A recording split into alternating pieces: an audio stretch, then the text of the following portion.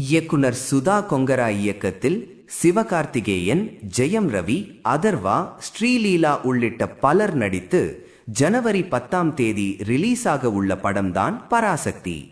இப்படத்தின் audio launch நிகழ்ச்சி நேற்று ஜனவரி 3 சென்னையில் நடந்து முடிந்த நிலையில் சன் தொலைக்காட்சியில் இன்று 4 ஒளிபரப்பாக உள்ளது.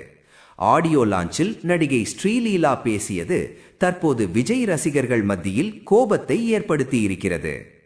நிகழ்ச்சியில் பேசிய ஸ்ரீலீலா, பராசக்தி படம் 10 ரிலீஸ் ஆகிறது, அனைவரும் வந்து அந்த படத்தில் என் நடிப்பை பாருங்கள், அப்படி அதில் பார்க்க முடியாவிட்டால் பகவன் கேசரி படத்தில் என் நடிப்பை பாருங்கள், நான் எப்போதும் ஒரிஜினலுக்கு முக்கியத்துவம் கொடுப்பேன் என்று கூறியிருப்பதாக நிகழ்ச்சியை பார்த்த ரசிகர்கள் கூறி வருகிறார்கள்.